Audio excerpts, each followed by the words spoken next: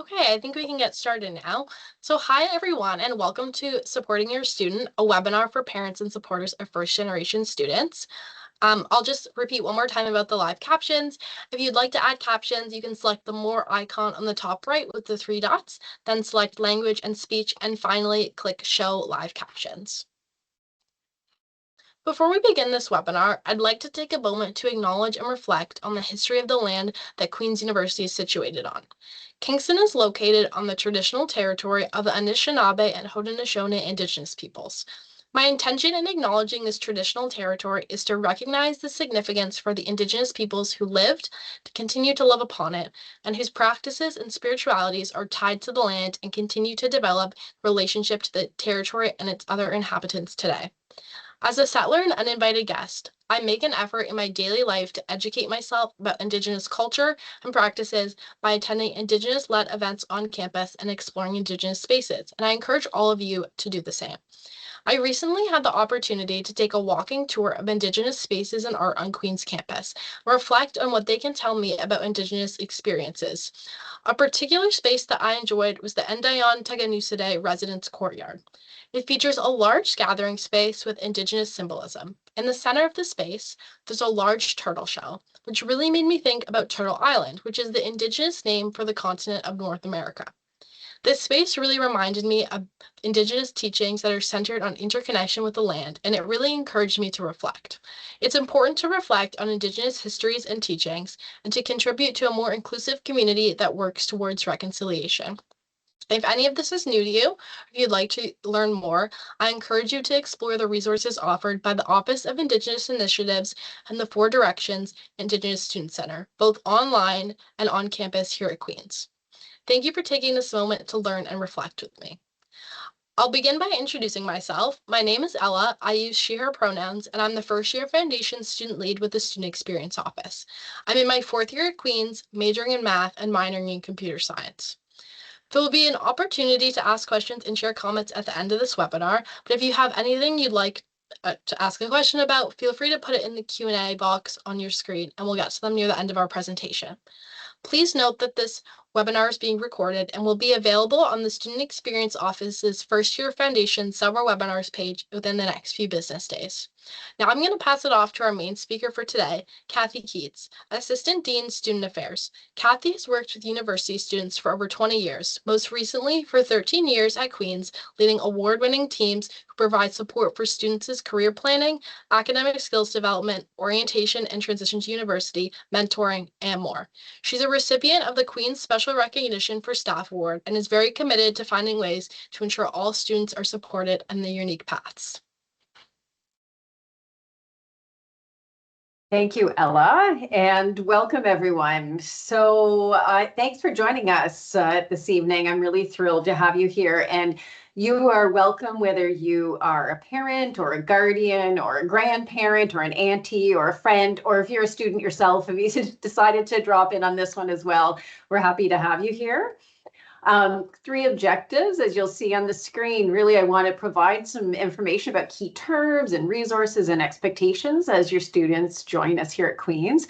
And I really want to make sure we're building your confidence for the coming year. And finally, but maybe most importantly, I hope that tonight helps you feel welcomed, that you know that we're thrilled that you've chosen, your student has chosen, and you've chosen for them to come here to Queen's. And a little bit more about me, in addition to sort of like the stuff that Ella shared, and thank you for that, Ella.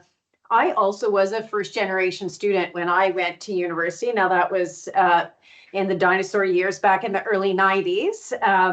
But I do remember what that experience was like for me. And I'm also, in addition to being a first generation student myself, I'm also a parent. And so my son graduated from Queen's a year ago. So I have very recent experiences of experiencing some of what you might be feeling now with your child or friend coming to university for the first time.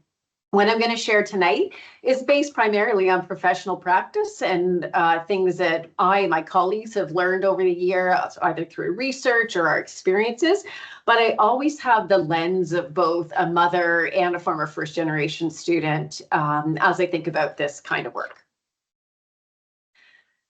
Now, before I go through what I'm going to go through tonight, we want to draw your attention to a webinar that's coming up near the end of the summer, and it is really more of a soup to nuts review of prepping for parents, families, and supporters just before students are coming to campus in the fall.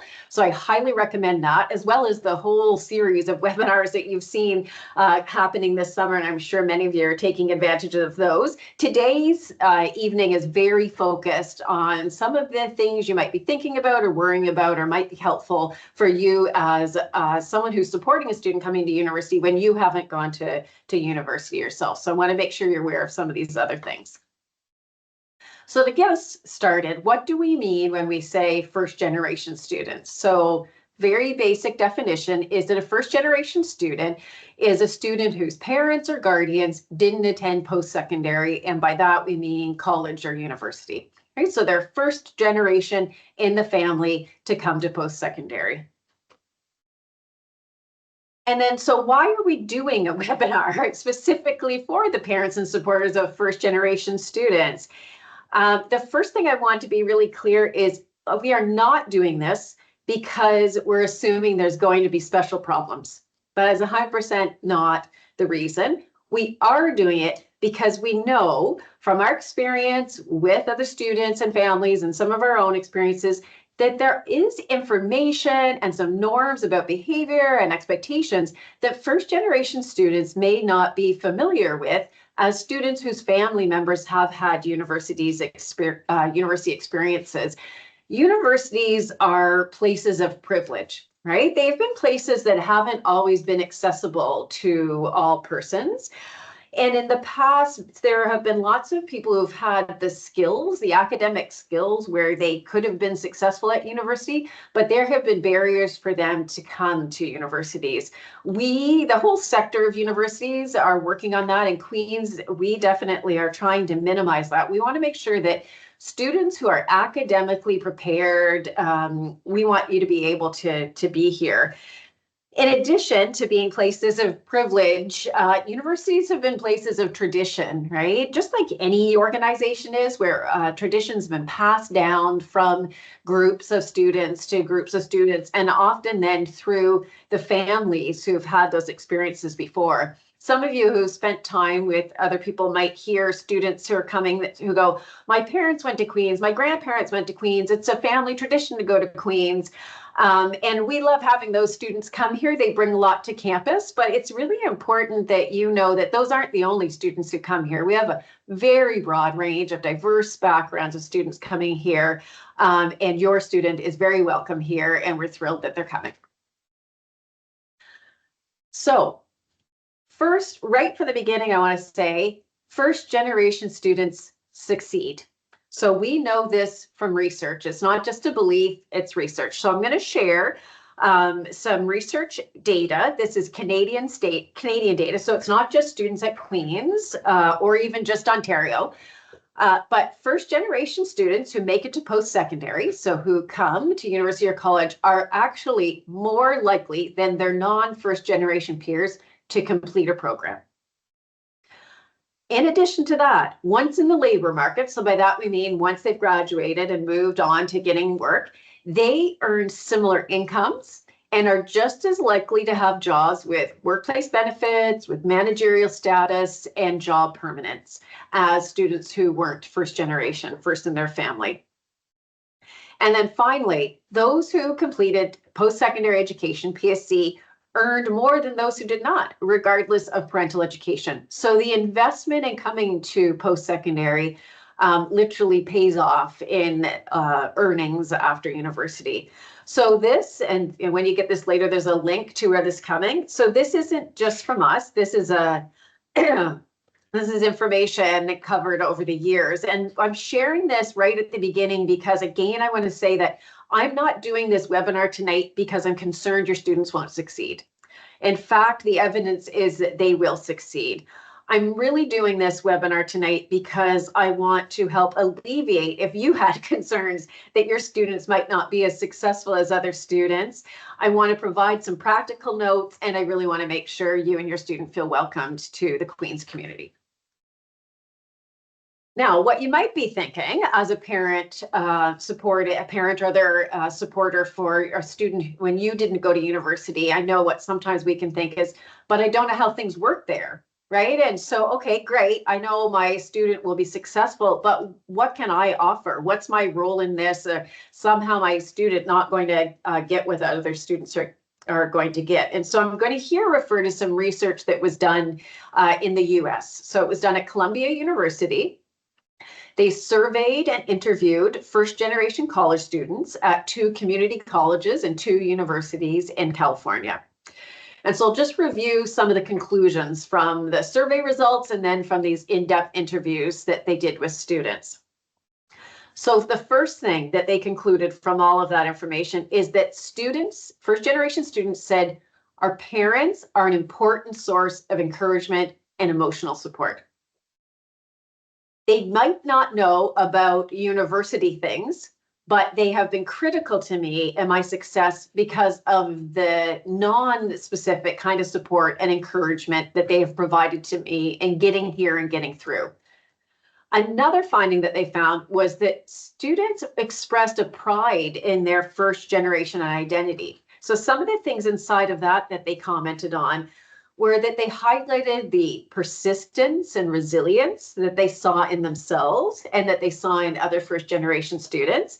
And they felt proud of what they'd accomplished and excited to graduate college when their parents hadn't had that opportunity.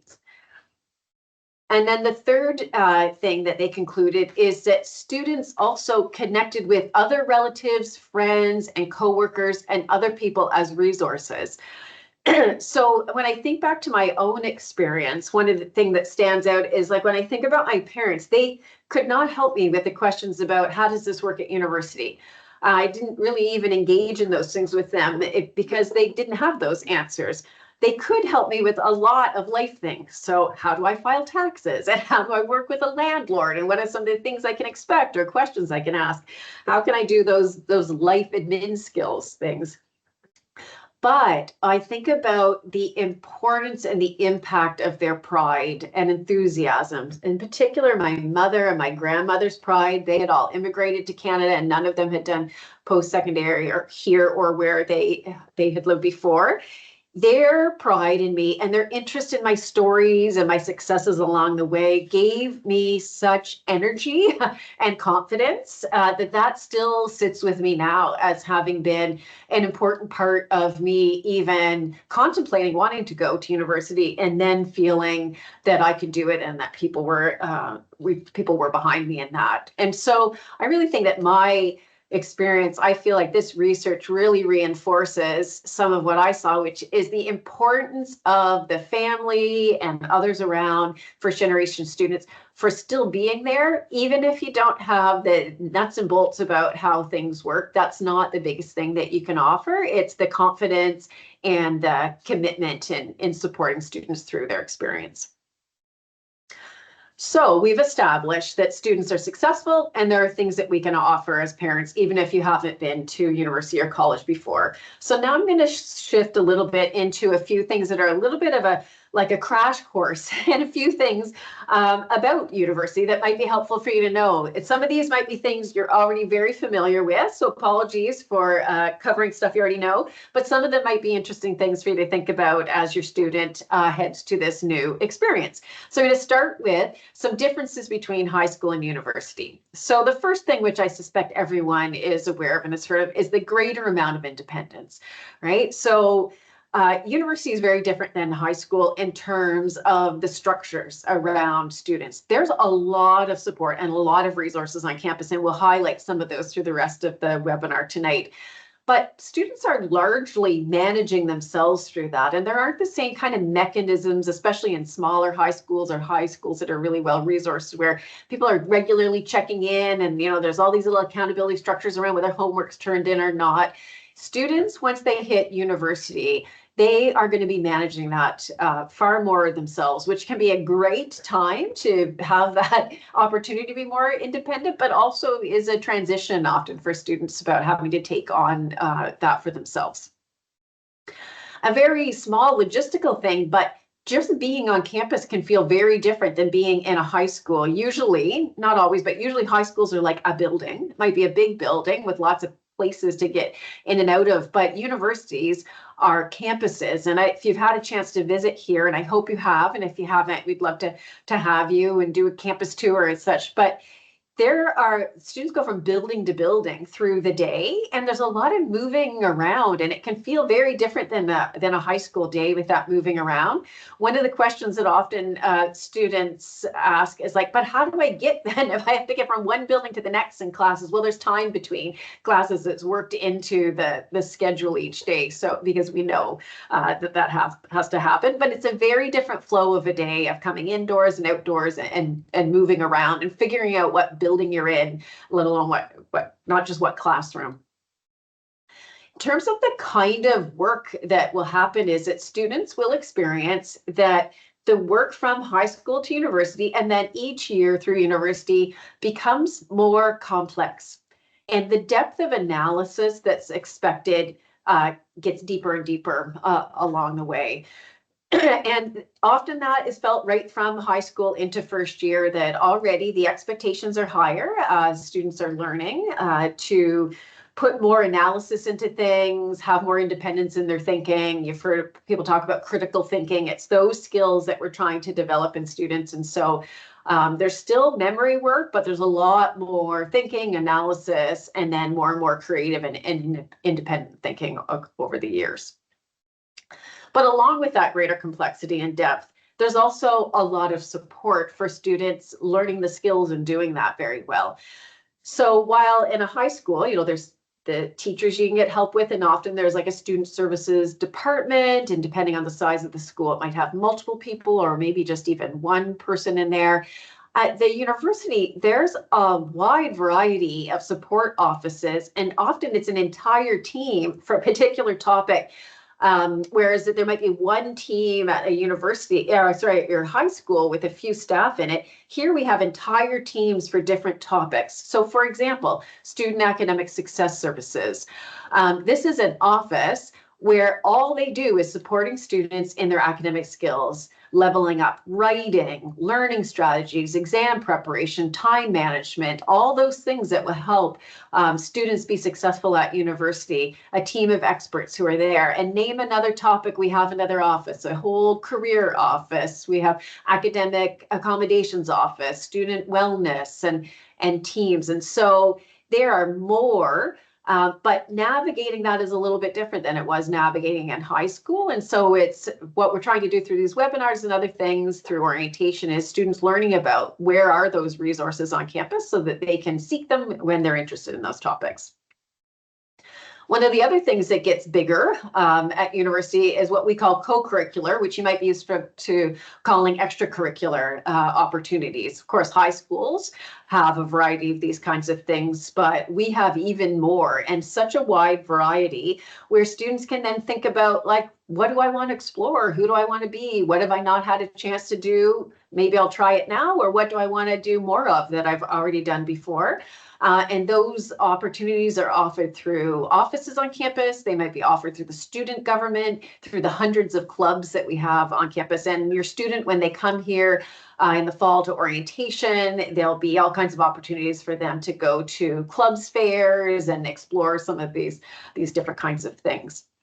One of the specific kinds of opportunities on campus that I want to highlight, yep, there you go, is work opportunities on campus. And so not a lot of students work at their high school, I don't think, but on university campuses, and in particular at Queen's, we have a few thousand actually jobs on campus that students do, mostly part-time and often full-time in the summer.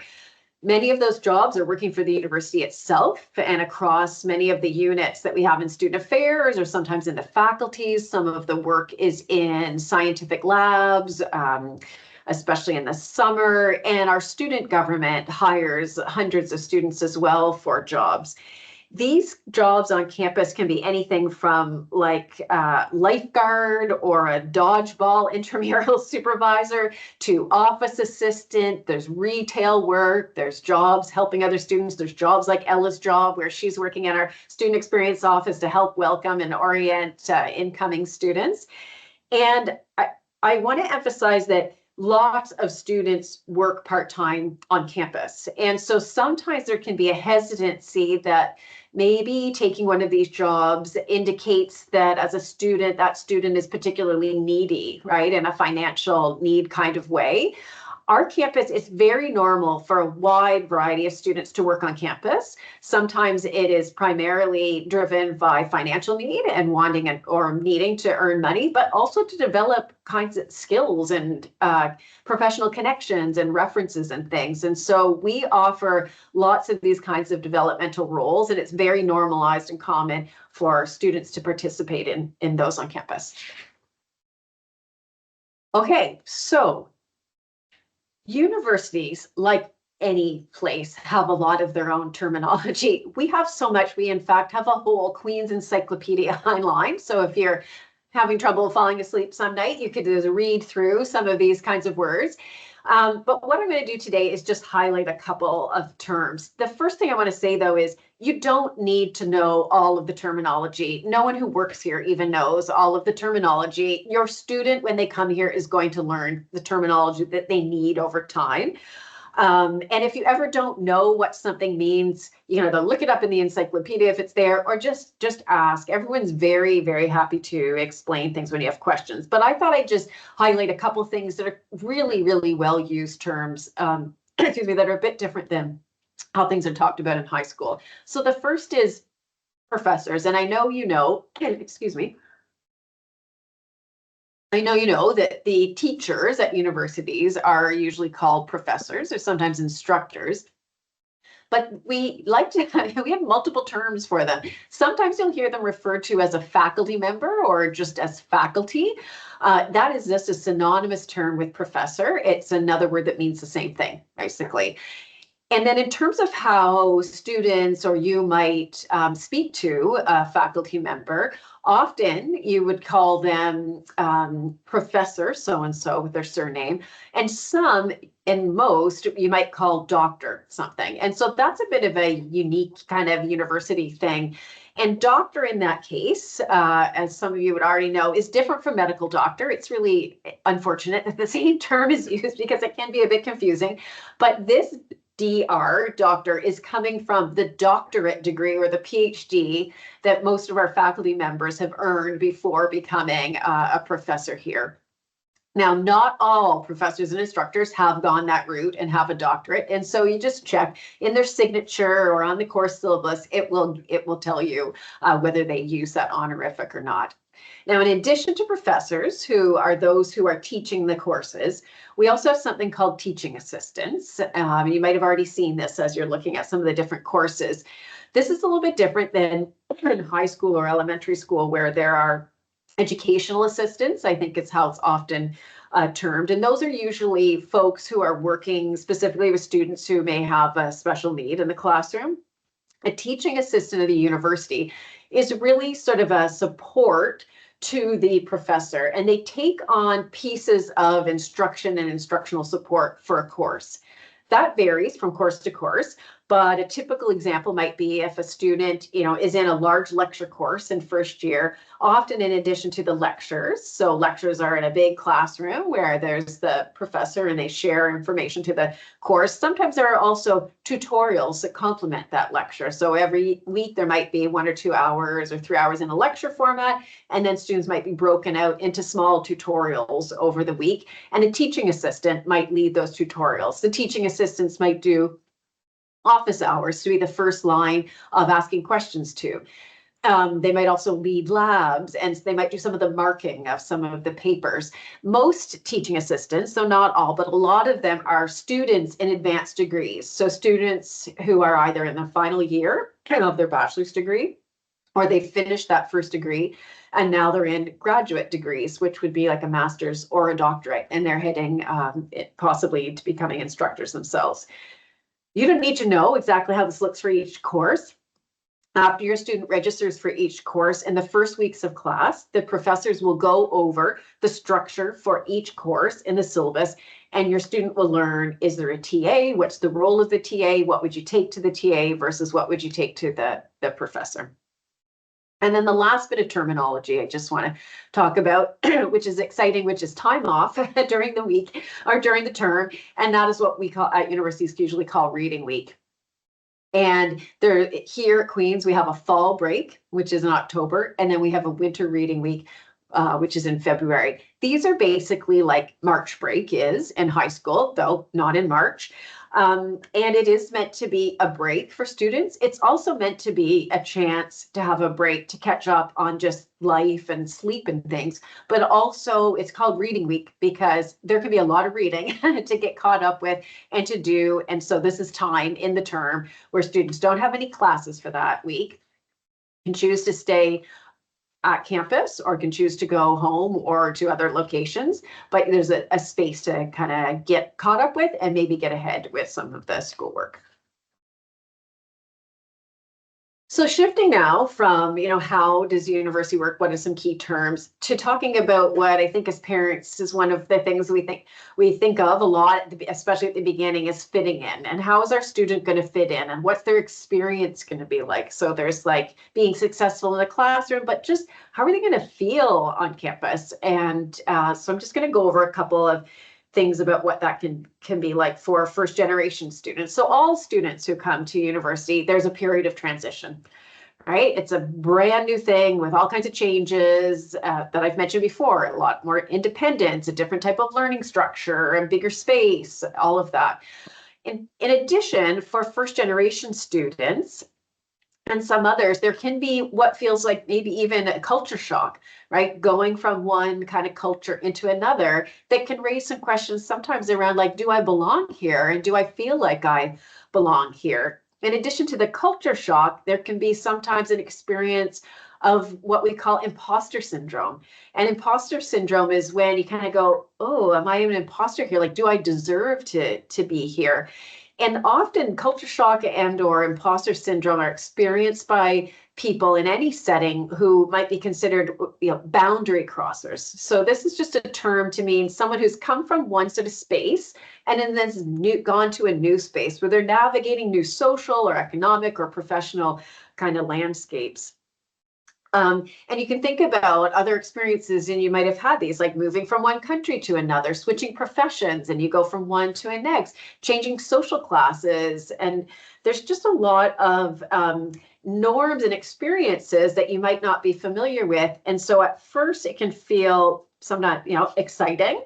There's that sense of accomplishment, like in the research that I mentioned earlier, where the students said they were, proud of themselves for navigating into this new world and being successful there. But it can also be a bit disconcerting and raise questions. And I share this to basically to say that these kinds of feelings can be very normal. Lots, if not all students feel some of this, even if they're not first generation students as they've come to university the first time. These feelings aren't necessarily the sign of a problem. They're the sign of change and transition and being in a new place, and they will lessen over time. But I'd like to delve a little bit more into how they lessen over time and some of the thinking and the resources. So I want to talk a bit about fitting in and what does fitting in really mean? And I'll talk about norms. So the word norms is a term from sociology, which is a field that we have at the university. And in sociology, a norm is described as a shared expectation of behavior that connotes in that setting what is considered culturally desirable and appropriate for that setting. Now, every setting that we are in has norms. So whether that's in your workplace, there are norms of behavior in the workplace. Whether that's a school setting, there are norms of behavior there. On athletic teams, there are norms of behaviors. In families, our families have norms of behaviors. And of course, our cultures and different countries have norms of behavior. So having norms is normal. And universities, of course, have norms. So the first thing is that as you move into a new setting, you learn the norms, right? And so that's what your students will be doing as they come to university. doing these kind of webinars, preparing will help them learn some of those. And then some of them will learn once they're here and they're living and interacting with students and staff and faculty here. And so it's good to learn those. How does this place work? How do people behave here? But the other thing that's really important and that I encourage everyone to do is to question norms, right? So just because there are norms doesn't mean that's the only way to behave. And it doesn't mean that those need to be the only way to behave forever in that setting. And I talked earlier about how universities have been a place in the past of privilege. Well, as we have diversified who's coming here and, previous first generation students, previous students from other kind of communities, we've changed the norms of places and made them more open to difference. And I think that in particular at universities, we want students to question norms because a key thing about a university experience is about helping anyone coming here, young people and people who are coming back to school, develop critical thinking skills and always question things like, is this what I want?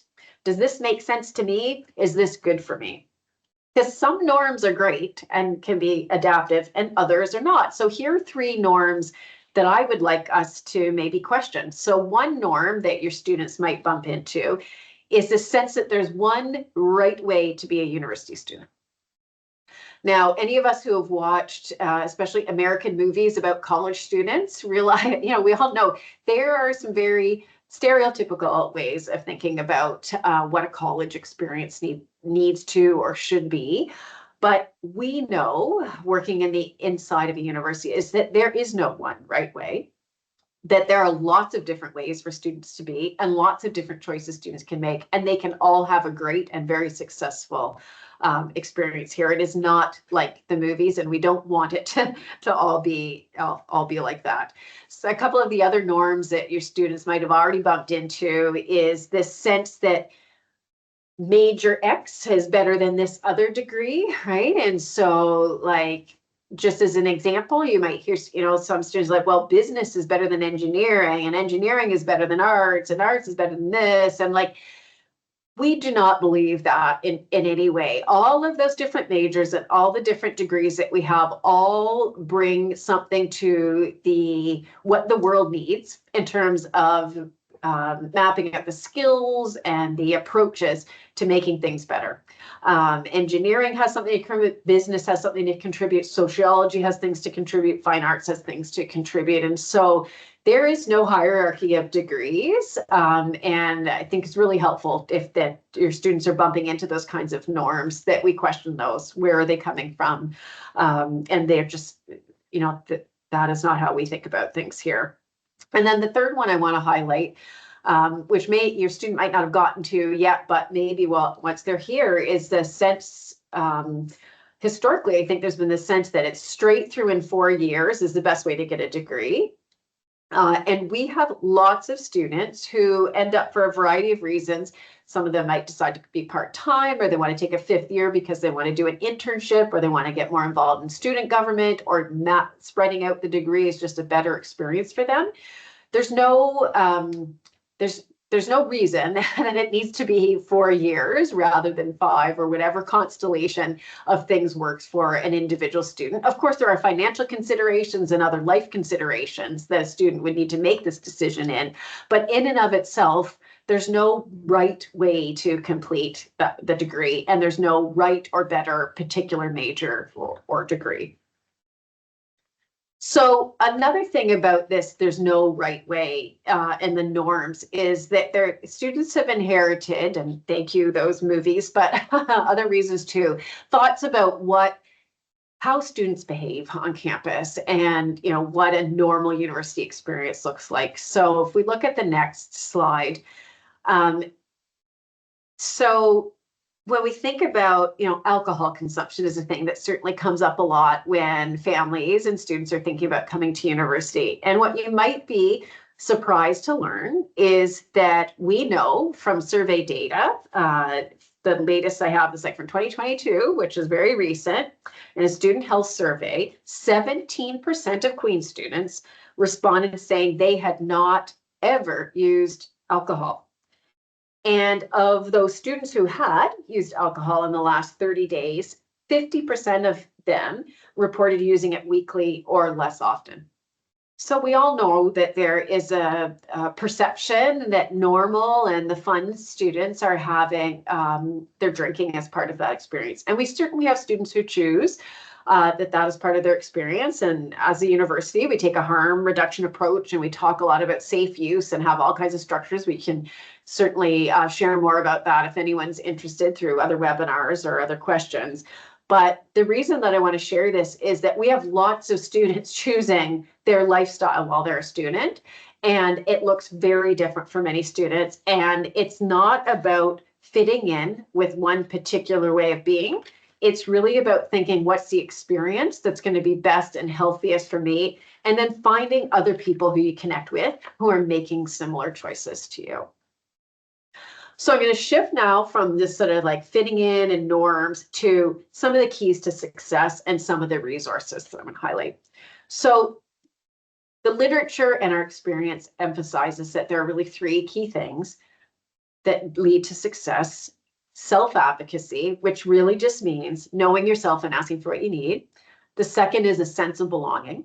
So finding people and being in a place that really believes you should be there and wants you there. And then you make friends and community connections. And then third is academic skills building. So I'm going to highlight some resources for those things. So the first thing I'm going to highlight is that many of your students who are coming, they might be first generation students, but they also are coming from other backgrounds or other parts of their identities. And so we have lots of supports for students who want to engage with the university through other parts of their identity and their intersectional identities. For example, we have a number of sort of homes away from home on campus for students. We have the Yellow House, which is a center for BIPOC students and students from the LGBTQ plus communities, where there's all kinds of student-led and staff-led programming and places to hang out and connect and learn and have fun. We have Four Directions Indigenous Student Center for Indigenous students. We have Queen Student Accessibility Services to make sure that students with disabilities can get academic accommodations for their courses. And we have financial access resources for those students who are coming, who also need to look at how they can afford to be here. And so I'm repeating a little bit about what I said before. We have lots of students who work part-time, and it's not just those students in lower income brackets, because there are lots of other benefits to part-time work as well. So we have a full financial aid office, and we also have a career services office. So just wanting to make sure that your students, depending on what they're looking for, know that there are all kinds of supports for finding other students who might come from a similar community to them or might be looking for similar kinds of support. A flagship thing that we have for all first-year students is our Q Success first-year mentorship program. And you might have heard about this from other webinars or from exploring things on the web page. Students get a lot out of this. First-year students are paired, and they get to choose with an upper year student. And that upper year student is there to be their cheerleader, to help them navigate campus, to help answer whatever questions that they have, and also just normalize that first term, that first year is a year of lots of questions and lots of change and transition, and to demonstrate you can do it. Your student, when they go into the mentoring platform, can select from the options of what they're looking for. They can say, if they're interested, I'd like to find a mentor who can talk about navigating campus as a first generation student, meaning that they might find another student who has some similarities in their background. They can also select other interests or parts of their identity. They can say, I'd like to work with another student who is Black, or a student who's Indigenous, or a student who's an athlete, and get paired. And so registration is, I think, now open, and it remains open through the year. And I highly recommend it. I've heard such great things from both the first year students and the mentors about the connections that are made and the help that has in that first just coming to campus. So there's a key resource for students. And now I just want to flag one key resource for you as parents and families and other supporters. And that's a webpage that we have where we have pulled together all kinds of information. So you can go to one place and look up, depending on the question that you have, find all kinds of information. I'm going to flag one thing on this page. You'll see right in the center, there's an email address, parents@queensu.ca.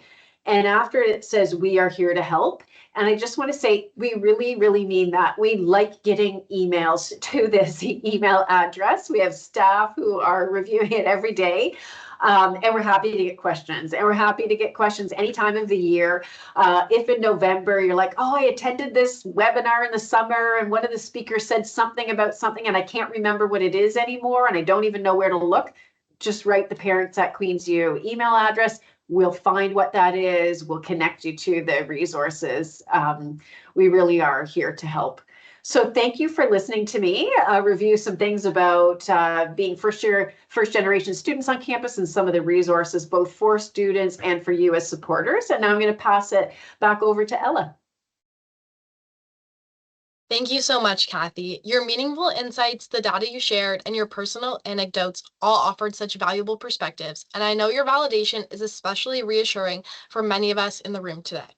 To bridge this, we want to make sure to include a student perspective as well, someone who has experienced this journey firsthand. So next up, we're excited to hear from Azelle, a first-generation student here at Queens and who's also one of our incredible student leads. So let's everybody give a warm welcome to Azelle.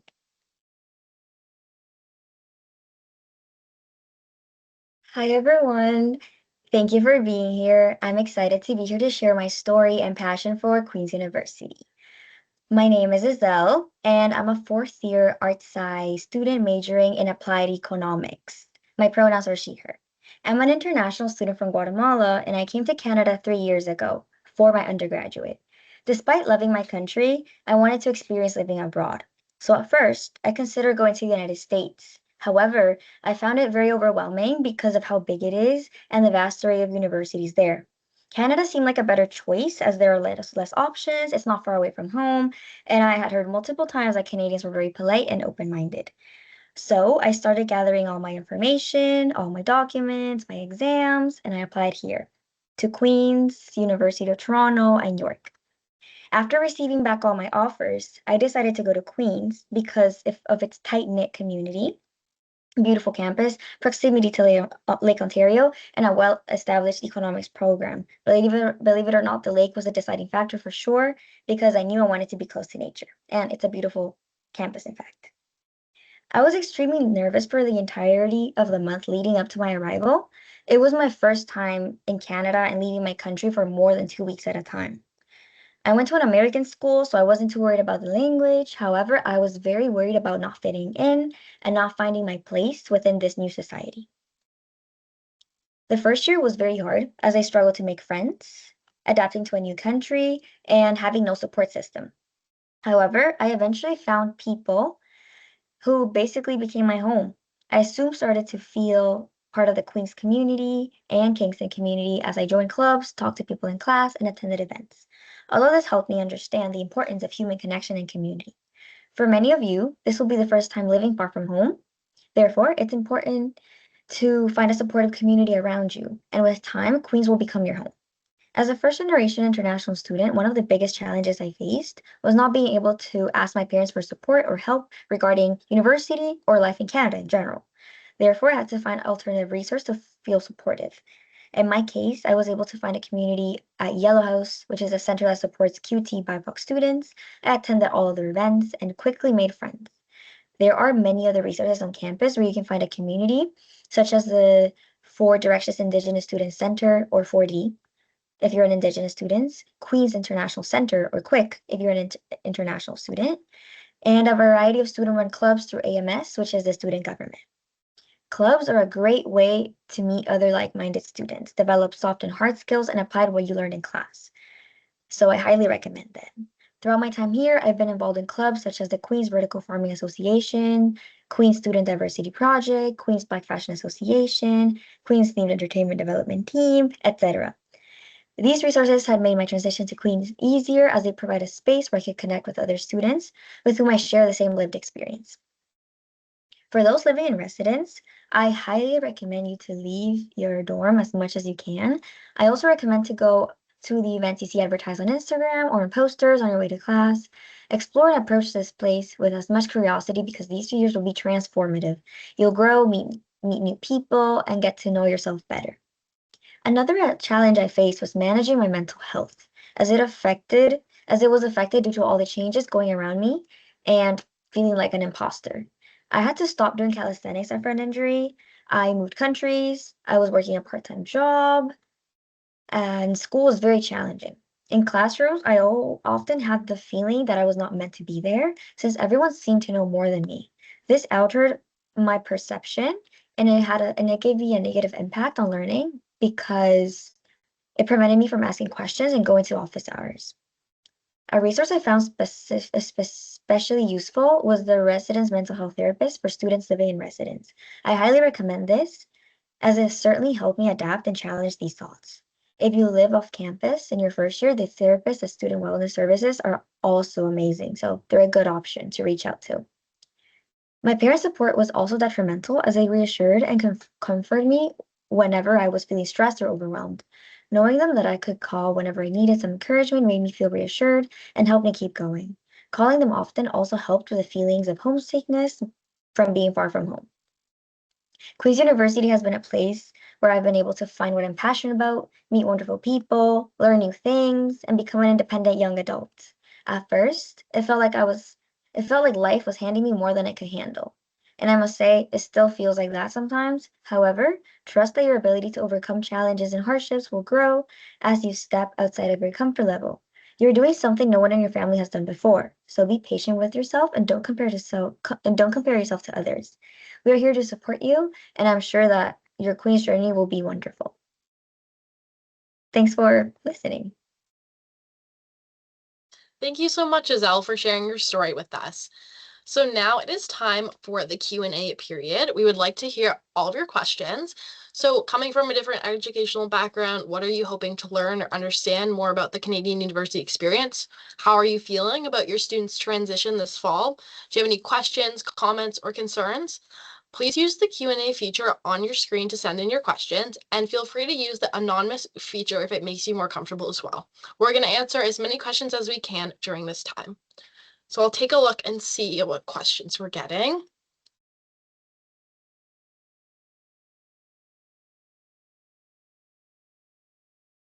Okay, this is our first question.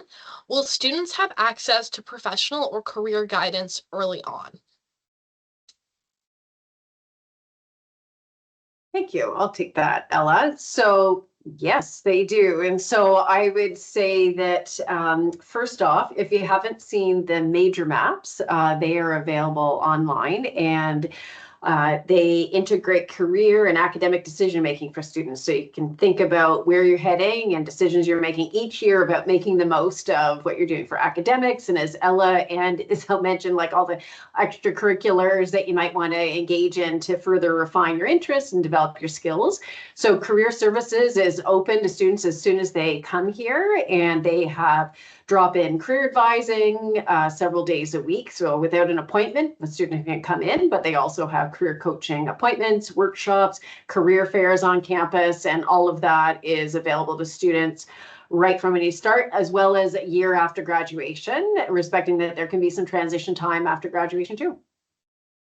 Amazing. Thank you, Cathy. Okay, I'll take a look and see if we have any more questions. We'll give it a minute to get some more in and see if anybody has any more.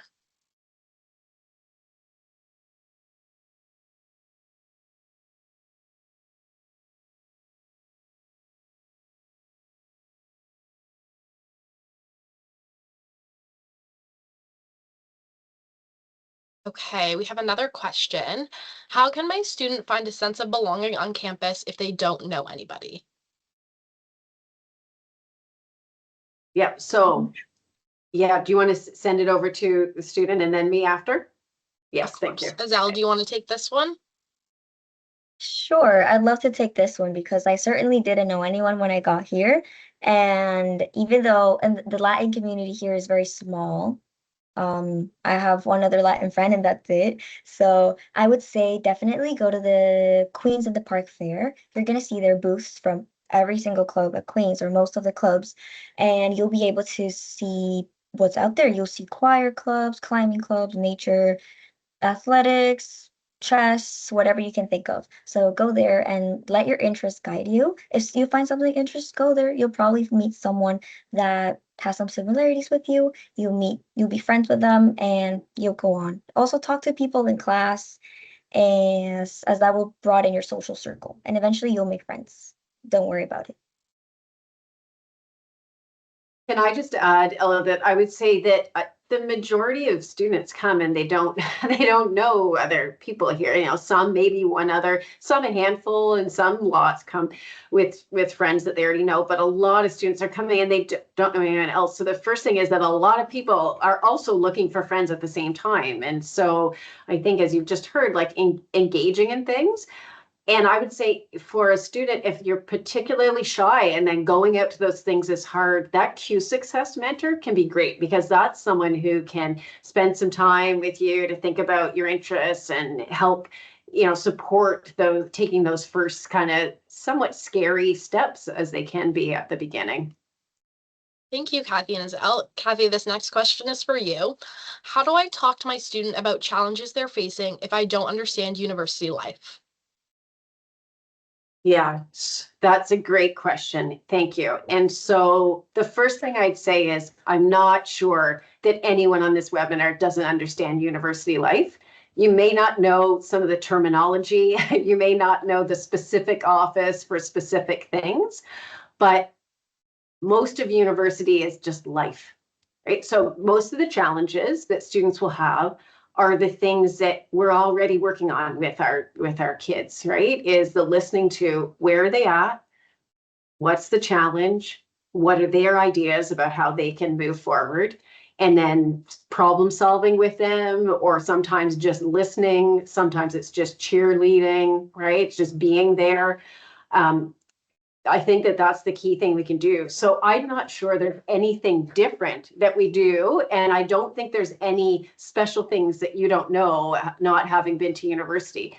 If you get in those conversations with your student and they're like, well, I need to know this exact thing, then that's why the parents' email is there. That's why there are residence dons and residents. And so your student can go and find that specific information. They can talk to their Q Success mentor to get that specific thing. So there's lots of ways to get the specific stuff about university structures, systems, resources. But in general, what you're doing is the same stuff you've been doing the whole time, which is being a person that your student trusts and can come and share what's going on. They can talk it through. You might just be listening. You might be problem solving. That's the biggest thing. And that's what university life is about. It's just life writ large with a big transition at first with lots of newness. Thank you so much, Cathy. Okay, this next one is for Isabel. Do you have any tips for family support that helped you the most?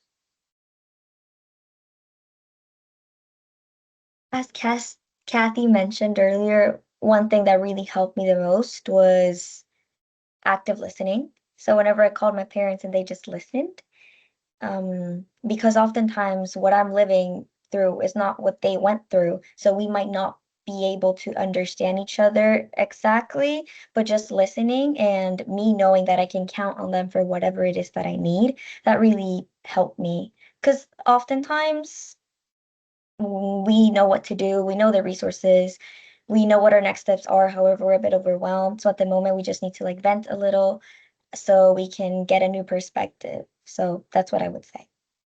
Thank you, Isabel. Unfortunately, we only have a few minutes remaining, so we're going to finish with one last question. This one is for Cathy. What final piece of advice would you give to parents and supporters to help ensure their students' transition to Queen's is successful? So I'm going to borrow something that the previous dean of student affairs said at every session she did with students and parents and things about the 3 keys to success at university. And the first is go to class. And the second is go to class. And the third is go to class. And so the more you can reinforce going to class, all the rest is important too. The clubs, the residence life, using resources, like all of that is really great and rich and engaging and community. but going to class is good. So the more we can reinforce the importance and the value of that core academic experience and being there through the classes, the better. Thank you, Cathy. So thank you everyone for your questions. We recognize that we haven't answered all of them, so we encourage you to visit the resources on this slide or email parents@queensu.ca with any additional questions that you may have. Before you go, I want to highlight some of our upcoming events. Our Academic Success and Wellbeing at Queen's webinar is on July 23rd.